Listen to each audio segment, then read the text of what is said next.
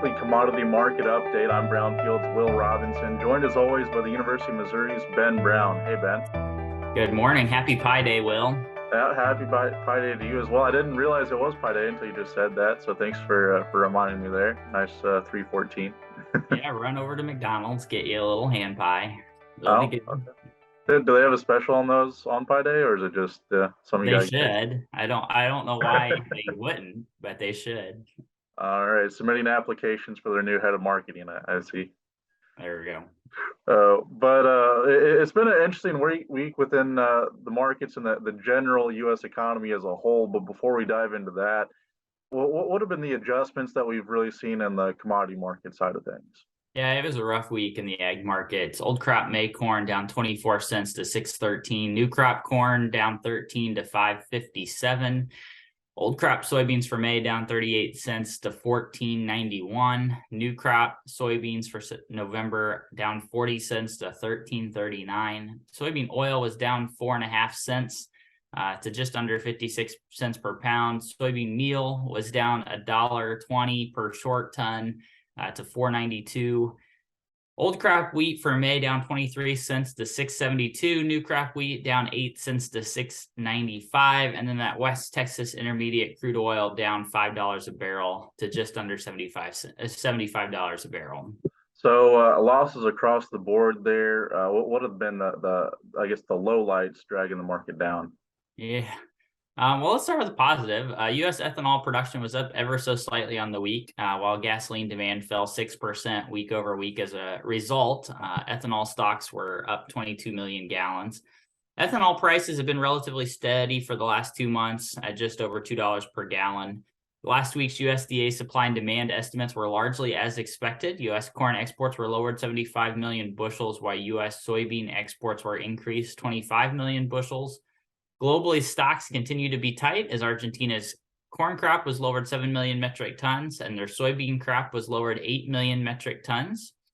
Ag export sales were mixed last week. For corn, we saw a marketing year high of 55.6 million bushels. For soybeans, it was the first week of net cancellations that were reported. We normally see that, but not this early in the year. It was a tense end of the week in the banking sector, with the Silicon Valley Bank, the nation's 16th largest bank, being taken over by the FDIC. The VIX, which is Chicago's fear index, rose sharply on the news, but traded down to 24.26 through most of the overnight period last night. Weekly ag export shipments were relatively neutral on the week. And then this morning, it was reported that the CPI rose 0.4% in February. That was down from the increase in January, and 6% year over year inflation. So, Ben, you kind of teased a big topic there that we're going to talk about. The Silicon Valley Bank being taken over by the FDIC. Really more as a general commentary on the market with the current environment that we're in within the Federal Reserve raising interest rates. Really, it seems to be now catching up with some of these larger banking systems. So, what are we seeing right now, looking at the commodity sector? How is it being impacted by, I guess, these generally larger market pressures overall? Well, so it's general risk off to the market. Money has been kind of curtailed to the sidelines as people kind of shore up their investments, make sure they're not taking any losses from a major spillover from the banking sector into other areas of the economy. So it's a largely risk off feeling at the moment. This probably has big implications, or the biggest implications, for commodities that are net longs or net shorts in a big way. So soybean meal is kind of one of those markets that is very short at the moment. And so as you look maybe at people coming back in to kind of level off their positions, how that could have some market mover potential in those markets. So it's hard in a way to know exactly which markets those are. As a compounding factor, the commitment of trader reports that we normally use, those are the government's official reportings of how many positions are held in each commodity, how many net shorts, or how many shorts, how many longs are held in each commodity. Those were hacked back in early February, and so the CFTC has been very delayed in releasing those. I think our most recent week is still just the middle of February at the moment. So we don't have a great official estimate, or we don't even have an official estimate of what those positions look like at the moment. But we have a lot of private speculation in terms of what those are. So my guess is that as we over the next couple of weeks, it's hard to know exactly what's happening, but over the next couple of weeks, we can probably peek under the hood here and kind of figure out what made some of these markets move the way they are. We could probably already speculate in some ways, but certainly there's kind of a black box right now that everybody's trying to figure out. Well, it's been an interesting weekend and into the start of this week. I guess everything kind of hit the fan with Silicon Valley Bank starting around Thursday, and really by the better part of the weekend, the White House and Congress had moved pretty quickly, establishing what was going to happen. So the FDIC is covering all the balances of those that had, I guess, accounts with SVB.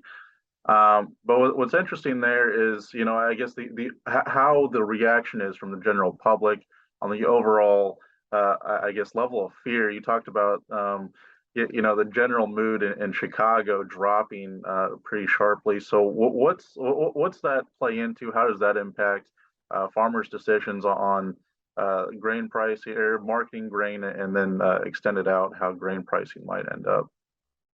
Great question. So you talked about fear. One of the things one of the measures that we try to capture with fear is the Chicago's VIX index. So this is a measure of all the puts for a variety of different markets. Basically, if that starts going up, that's signaling that traders are getting concerned about the economy, and they're putting positions in place for a downturn, right? So if that goes up, that means that the sentiment is turned lower. And we saw that spike above 30 to really trade to trade early in the day on Monday. Again, when some of those announcements from the White House came out, that kind of calmed fears a little bit. But I think for the general economy, there's still a lot of concern out there that payrolls are going to be tied up potentially. Again, the White House, I think, moved quickly to kind of reassure people that the companies that had debits, or those payroll companies that had debits with the banks, were going to be able to access those and continue payroll. So, I think there's been communication that there's stability here. And in terms of just the broader outlook, I think if we look at commodity markets, this probably hits the meat sector the hardest, more so than the grains. Grains, large part, are they're a risk off factor, but we've got a lot of fundamentals that are also playing into this market as well, right? So the grain corridor with Ukraine and Russia is coming up for renegotiation, or the deadline for that is next week. Argentina's crop continues to shrink. As we get ready for planting here in the Midwest, the forecasts continue to turn wetter, which kind of signals that we could have trouble getting some of the corn crop in and planted. So, there's a lot of things that are causing a little anxiety. And when this happens, farmers tend to not do anything, right? It tends to cause kind of a little bit of a paralysis. And in some cases, that could be warranted and might be good advice. But certainly, I think that's what we're seeing, is not a lot of trades in the general speculative market, because, again, it's a risk-off type mentality, and not a lot of trades in the farmer cash market either, for largely the same reasons. So, kind of a real reduction in action that could have, as the market action gets thinner and shrinks, that's when we see big changes in prices, because there's less trade volume happening. So every trade becomes a little bit more dramatic. Yeah. So moving forward, looking at the recent turmoil within the market, do you think the Federal Reserve, and obviously who knows what they're exactly going to do, but do you think this might be a pivot point for them whenever they look at their plan moving forward for how they tinker with interest rates? It could, right? So I think the Federal Reserve has done a pretty decent job. I was trying to find a word there. I don't know what word to use, so I'm just going to say decent job. I think they've done a pretty decent job of communicating their plans. Regardless of what you think of the Federal Reserve, Jerome Powell, and I'm largely saying that to our listeners, Jerome Powell has instituted a new wave of communicating the Federal Reserve's actions to the public. And they've largely come in every month and done exactly what they said they were going to do, even if the market didn't believe that was going to happen, right? So if the market thought they were going to cut interest rates, but the Fed kept saying, yeah, we're going to increase interest rates. And then they increased it and the Fed was like, wait a second, what? Right. So they've done what they said they were going to do. And they've said that they have more work to do to fight inflation. Today's inflation numbers for the month of February, I think, continue to signal that, yes, inflation is still a thing. While it didn't increase as much, it's still increasing. And especially in the food categories and service sector. So rent was the big one that caught everybody's eyes today. Even though gasoline prices have fallen, so the energy sector has kind of relieved some of that pressure on the overall inflationary signals.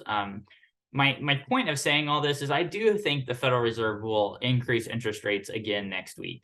Now, it is probably just going to be a quarter point statement, right? So not getting too aggressive with a 50-point raise, but a quarter point raise to kind of say, yes, we still care about inflation, but we're not going to be as aggressive given all the uncertainty in the market over here.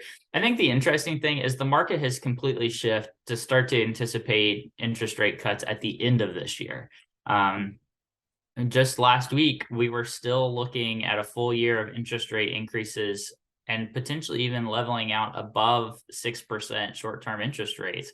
The market's now back to saying that we're going to level out right in the low fives. And it turned that quick, right? And so I do think that there has been a shift in terms of maybe how long and to how far. But I certainly think that the Federal Reserve recognizes that inflation is still a problem and is still working to correct that. Yeah, but it's one of those things where it continues to possibly get quote worse before it gets better, but whoever knows how these things are exactly going to play out. But Ben, looking forward to the rest of this week, hopefully some brighter things to come. What reports, what things should farmers and ranchers really be paying attention to? Yeah, so we have the National Oilseed Processors Report that comes out on Wednesday, the 15th at 11 a.m.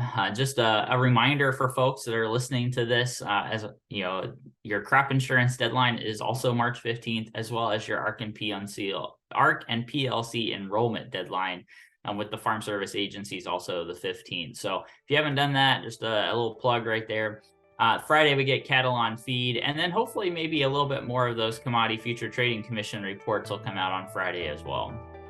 All right, Ben, it's always a pleasure having your knowledge brought to this program and allowing me to pick your brain.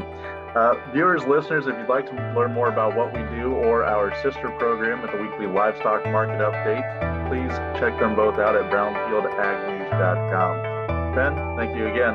I'm Will Robinson on Brownfield.